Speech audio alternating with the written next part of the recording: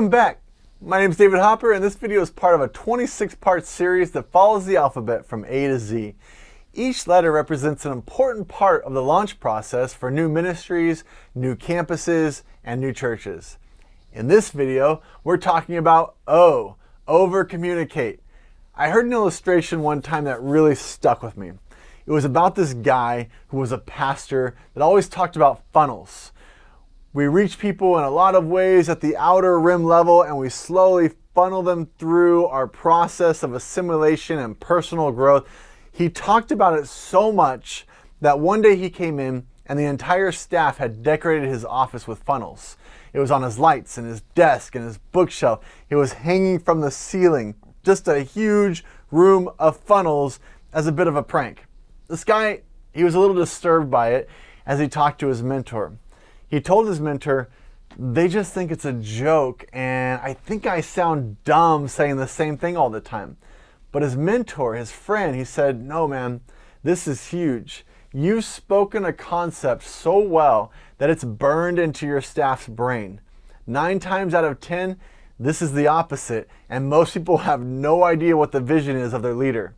Take this as a massive compliment. They have heard you, and this vision is sticking in their mind. This is what we want.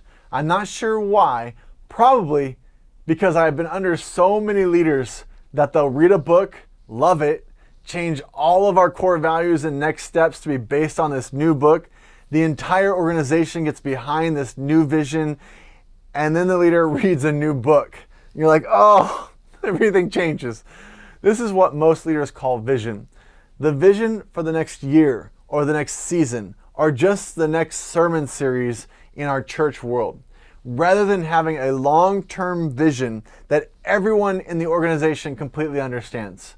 Most of the time, we're just chasing that next shiny object in our industry. Guess what these guys did and how much growth they got from it? Let's do that. We have, in the series of these videos, crafted a strong vision and plan forward. Now, we need to over-communicate this vision so much that no one has any doubt what we're all about. We're going to address 3 parts of this concept in this video. The first, why is over-communication so important? The second, how do we over-communicate a concept? And the third, what are some new or best practices in this area?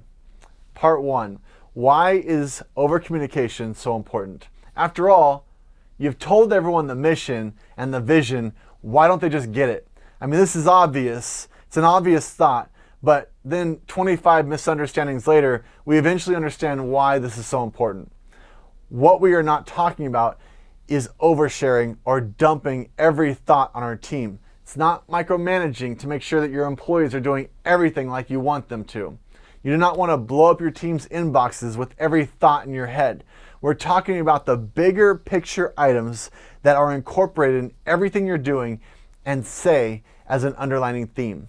Your goal is understanding and alignment, not wasted time. Therefore, the key to successful overcommunication is prioritizing and delivering the right information at the right time, especially in times of change or crisis, and for clarifying and reinforcing key messages such as your organization's vision and priorities.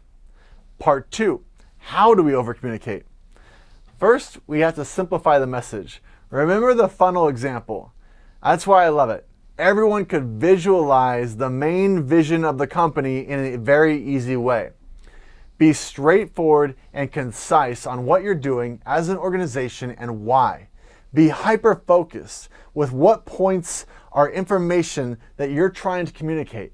This is not brainstorming vague or abstract theory stuff. This is who you are and what you're trying to accomplish. You want short and frequent check-ins, avoiding these long death by meeting. That's real. Have more meetings that are short and singularly focused. We're going to accomplish this. We're going to do it in 30 minutes, so everyone be ready, be focused, and let's go. Have more meetings in passing the hallways. I always encourage leaders to walk slowly through hallways. This is some of your most valuable conversations. These quick check-in conversations can save you hour-long meetings later to get people back on track in what is important. Too many formal long meetings can absolutely be overwhelming and draining to an organization.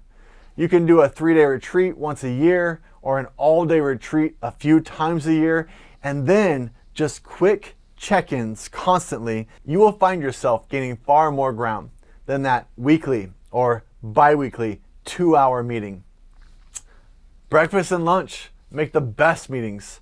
These are relaxed times of eating with your team that bring far more communication and accomplishment than formal meetings. Try to schedule a meeting for every meal to save much more of your day for personal work. These team meetings will be more successful. If you cannot eat in a meeting, try a walking meeting or some kind of fun movement. Communicate quickly both good news and bad news. Don't wait to share news, even if it's bad news. Overcommunicate changes, uncertainty, the struggle, the process. Most of the time, your people already know, but the parts they do not know, they are coming up with conclusions that may be far from the truth and causing more confusion or damage. It will be better to rip the Band-Aid and clearly define the next steps. The better at sharing news quickly, the more trust you build and the less anxiety your team has. Everyone understands that life is unpredictable and there will be things out of your control. What they do not understand is a lack of clear communication of what is happening and the next moves that we're making forward. Finally, part 3.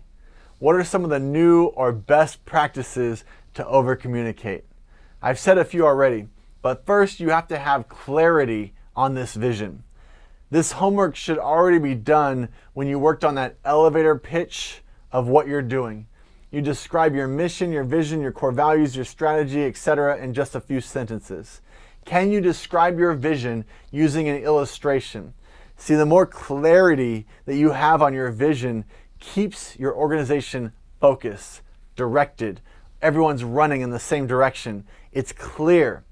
It needs to be something that others can see themselves in, something they want to work hard for, something that serves the common good. People need to know how their own self-interest will be served by working for this vision too. To do all of that, it has to be crystal clear, consistent, and compelling. What is the unique problem that we are solving? What's the difference we're making? What special qualities, abilities, or advantages do we have to solve this problem that we're going after? Keep asking questions that bring this clarity. Another great practice is to create a system of rocks. I've used this rock illustration before, but rocks are those main priorities you put in the jar first. Gravel, that's the day-to-day responsibilities it has to go after. The sand, it represents all the interruptions in the day. Water is everything else that you get hit with throughout the day. But if you don't start with the rocks first, they'll never make it into your day.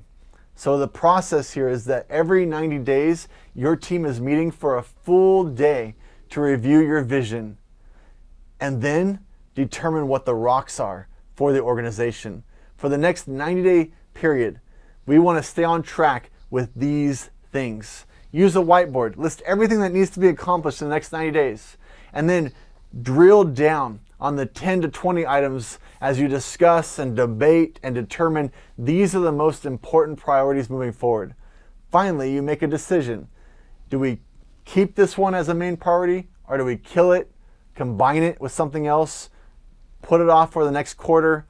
You keep working this list until you have about 3 to 7 items that these are what we're all about for the next 90 days. You cannot be vague. Assign who owns each rock. Each rock must be owned by one and only one person on the leadership team. They're in charge of making sure this rock happens. Then after each big rock is set, each member of the leadership team can set their own rocks to accomplish the bigger rocks. They first carry forward those organizational rocks that they own to their individual list of rocks, and then they come up with their most important 3 to 7 ways to get that rock done.